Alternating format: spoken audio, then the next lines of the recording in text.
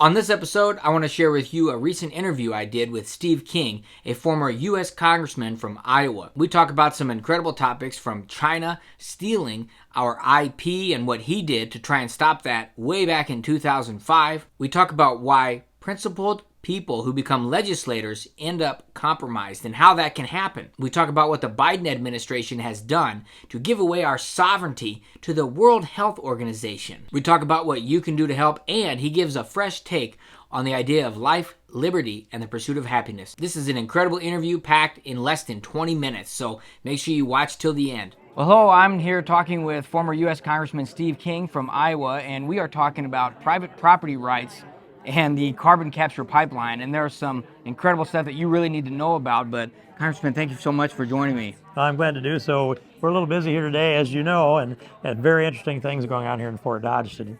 But that's the topics I want to talk about, so I'm happy to do so. Thanks, Ryan. Great. So give us, maybe just to start out, you've had a pretty decorated career in the legislature, so tell us a little bit about your work there, and then we'll get into this topic here today. Okay, well, some of it, if you go back to my time in the Iowa Senate, I was elected there in '96, served 6 years, and in the Iowa Senate, the things I'd be most known for would be putting together and passing a good workplace drug testing bill. That was impossible to do that. When I went to the Iowa Senate today, there are, right now I'd say, thousands of companies that are using drug testing. Another one was, it took me 6 years to establish English as the official language of the state of Iowa. That was a no-brainer to me, and it turned out to be a battle royal, but we got it done. Yeah. And then, so that was the highlights of the Iowa Senate. We passed the Defense of Marriage Act. I amended it. It's different than any other Defense of Marriage Act in the country because it says marriage shall be only between one male and one female. And I said on the floor, because I don't want to debate what a man is and what a woman is, so I struck the words marriage between only one man and one woman to be one male and one female. Well, look where we are today. The Supreme Court doesn't know what a woman is. You knew where it was going, yeah. So sometimes God taps me on the shoulder and says, do this, and hopefully I listen. That's amazing. And then I was elected to the U.S. House of Representatives, elected in 2002. I served in 2003 till 2021. Most members will go in and they'll say, I need a committee assignment where I can raise a lot of money. And I need a committee assignment. It's a committee assignments that'll let me make a difference. And so that put me on the Small Business Committee because I've been in the construction business since 1975. And that was nice, but it wasn't challenging really, and as compared to sitting on the Judiciary Committee, where the fundamental concepts of our country, the destiny and history of our country, and also the constitutional principles and often economic principles are aired out there. It's the most polarized committee on the Hill. They put their radical left-wing zealots on there that are shameless, and like Jerry Nadler and Jamie Raskin. Those two come to mind. There's others for sure. Right. I also served on the Ag Committee, which is the foundation of our economy here in Iowa. So all of that together, some battles there are that I have always been strong on immigration. I built a model wall on the floor of the House of Representatives in 2006 because Paul Ryan said, it's too hard. We have to go across deserts and rivers. There's mountains there. Don't I know that? Yeah. And I could build it down through the middle of the river if I decided that I needed to do that. Right. The Rio Grande would not be a barrier. So a mountain's not, a desert's not. And so I went to the lumberyard. I actually had staff go to the lumberyard, pull the pieces together. And I went to the floor and I go, here's how you do it. Boom, boom, boom. Here's the precast panels of the wall. And then I took a spool of solder, this all rolled up, and pulled it out like a slinky toy, set it on top of the wall, and said, we're going to need to have something here because they already told us that if you build a 12-foot wall, they'll have a 13-foot ladder.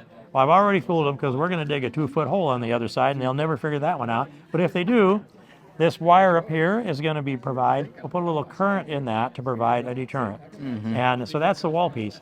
But I've always been strong on our social agenda because, first of all, if we get our faith right, if we get our families right, it fixes everything. Yeah. And so I say to young people, and the people that are listening to this right now, I want them to know that I had a former staff person that sent me a notice yesterday, their 6th baby was born. And they've been doing what I asked them to do, and it is the best thing that young people can do for our country.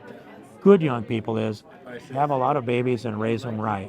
Man, that's the core of our faith. That's the core of our culture and civilization. So I've long pushed for that, well before Elon Musk pointed that out, by the way. And then, but the pro-life side of this thing, it is the moral center of who we are. That's right. And so I made the argument over and over again that human life is sacred in all of its forms, and it begins at the instant of fertilization. Right. And from that point on, we should protect that voiceless little life with all the fervor, because that soul, I believe, is implanted by God at the very moment of fertilization or conception. So that's some of the things. You'll see on my vest here that, I don't know if that's upside down or not, I can't tell, but I hope not. Looks good. Okay, good. That's the symbol of the heartbeat bill. Yeah. And I authored the heartbeat bill at the national level, whatever year it was, 2017 and 18 in that cycle. And we worked that hard. I got to 174 co-sponsors on it. We had the votes to get it out of committee, by the way, with Ron DeSantis sitting on the committee, just to point out another individual that I had dialogue with on this. And we had the votes to get it out of committee, and it was blocked by Kevin McCarthy at the end of the 2008 session. And so, but I also, in the middle of that, I called up my state senator and said, "Do you think we could pass a heartbeat bill in Iowa?" He said, "I think we could." So I wrote the bill for Iowa, but I also, when I handed it over, I said, "I know you need to have your drafters make any adjustments that don't flow quite right," even though I've been in both arenas. And they did make some adjustments. And at the end, I wrote in some changes at the very end by hand. And that's the bill that passed the Iowa legislature that Governor Reynolds signed. Wow. And so I sent one of my staff people to Des Moines from Washington for 5 weeks to live in the Iowa State Capitol in order to be able to nurture this thing on through. And he was successful. Wow. We were all successful. So that's just some of the things about my background. Wow. Well, thank you for sharing that. I think it's great to bring that to memory so that people can see where you're coming from. One of the greats that's on the right side, doing the right things where it counts, not just on the campaign trail talking about it. So thank you for that. That's just absolutely outstanding. So that brings us to the topic of today, which is this private property and the using eminent domain for private gain. And so could you give just a quick overview? I've talked a little bit about it on here, but what's going on there? And then you mentioned today in your opening, or someone mentioned it, about China and the World Economic Forum. And so we want to know what's really going on here. Well, I had been putting the pieces together for the World Economic Forum, and of course, been to China. I went to China in, I believe, 2005, because they were stealing our intellectual property. They still are. Yeah. And the number then was $500 billion a year worth of our intellectual American creativity stolen by the Chinese. And so I went over across there with Senator Marsha Blackburn, for one, out of Tennessee. If I can remember who else was on that trip, but I wanted to go to call them out on stealing our intellectual property. And we went to 5 cities, and they all had the same talking points. And I sat back and I leaned back. I had a BlackBerry then rather than an iPhone. And I typed out a bill draft request to fix that problem. And it said, put a duty on all products coming from China in equivalent to recover the loss of our intellectual property, and add enough for an administrative fee, and distribute the proceeds to the rightful intellectual property rights owners. Well, that would have fixed that problem back then, and China wouldn't have near this growth in technology. That's most of it's stolen now, and multiplied on the stolen, I would say. So that's China. And then the World Economic Forum, the pieces of that had been floating into my head. I was, for a number of years, a delegate to the OSCE, the Organization for Security and Cooperation of Europe. 57 nation states, U.S. is a member of it. And so I was a delegate to represent the United States there. And that put me into meetings and discussions with people that represented all of those countries that are there, every country in Europe, and on down on down along the Mediterranean as well, and in the Balkans. And so I had a feel for that. And also, I was always part of the German Marshall Fund, where every other year I'd go to Germany, usually more often than that, but at least every other year. And I ended up, they'd ask me to be a keynote speaker, and I would give them a little bit different viewpoint than they expected to get. And at one point, I'm in a meeting around the table with Angela Merkel in the Chancellor's office. And she's trying to tell all of us we needed to embrace the German policy on getting to carbon neutral. And I didn't tell her she was nuts, Ryan. I'm way too diplomatic for that. Yeah. But we got into a debate, and that debate was banging back and forth, banging back and forth. Yeah. And at a certain point, she got frustrated, and she said, "Well, I am a physicist, and you will not defeat me." And What? well, I stopped short, but all I would have had to say is, even if you're perfect on your physics, you're getting your data from the meteorologists, and we know they're not perfect. Yeah, yeah. That John Lennox, he's a famous mathematician from Oxford. And he said that evolution and those kind of climate change and all these sorts of things, it just proves that really smart people can believe really stupid things. Well, that's well said, and I say it in a more polite way, but you were able to quote him. But the more polite way is this: that you can take the smartest person in the world, or a group of the smartest people in the world, and if they start out with a flawed premise, every decision they make from that is multiplied. Yeah, that's right. And it doesn't take very long, and you've got a disaster. Yeah. I think that's what we've got now. That's right. So with these private companies using coercing the government to use eminent domain to take private property from landowners in Iowa and the Midwest to capture carbon from the air, liquefy it, concentrate it, and send it, and they think that's somehow going to fix something. I mean, why is this? Why don't legislators take action? I mean, we heard about is it really donate money? I mean, what's the reason? Well, I think people, the easy way is to say follow the money. There's plenty of trail there, and you can, if you want to accept that as the only explanation, then go ahead, because it's sound enough, I guess. I don't really like to go there on that. That's a standard phrase. Yeah. But I also know that a lot of it's familial, and that once if you've got people that have been elected to legislatures at every level that are highly principled people, and then they get there and they go into orientation. And I went through this 11 days of that. I called the first 2 days orientation, the 9 days then is indoctrination, is what I thought. Yeah. But they're told your job is to raise money, and so you go raise money, give it to the party, and then spend your time on the phone doing that. When it's time to vote, we'll let you know. You go up there and vote when it's time to vote. Rest of the time, raise money, because if you don't do that, maybe you and some of the rest of us don't come back. If we don't come back, all kinds of bad things will happen if we lose the majority. And so they go, okay, I guess I'll do that. And then here comes the hard vote. It's the one that comes up against their conscience. And they're hearing all of this argument come at them about how if you're not here, you can't make a difference. You need to get reelected. So don't take any risks with your seat, and don't put any of your buddies' seats at risk either. Well, okay, so now here comes the hard time. It may not happen the first time. It happens with most of them sometime. And that is, they make a deal with their leader, but they're also making a deal with their conscience. And when you make deals with your conscience, pretty soon you don't have a conscience. That's right. Your conscience has been compromised away, and now it isn't just the money anymore. You're in that camp, and you can't get out. Yeah. Yeah. I mean, it's not quite exactly the way the mob keeps people in, but it's a similar deal. I'm glad you mentioned this. That's well said, and I think I did another episode called Principled People in Politics, and if you're not making that decision before you go in, it ain't going to be long. It's not going to be long before that compromise comes, and then, like you said, the conscience is gone. So, well, sometimes I know there's things going on, and then it's a distraction, and there's other stuff happening, but what else is going on right now that we need to be watching out for to not take our eye off the ball? I mean, this is a major thing we need to have. It's a part of a bigger plan, I know, but what else do we need to make sure we have our eye on? I mean, I know the climate agenda and that sort of stuff. The World Health Organization. That is a huge threat to our sovereignty and to free enterprise. They have already, by the way, I just spent a couple days with Michelle Bachmann here a week ago, and she spent 8 or 9 days over at the World Health Organization's international gathering, and so I was able to just pick her brain thoroughly. And so what it is this: they have already, what took place there was May, I believe it was, or maybe it must have been May for the time that she was there.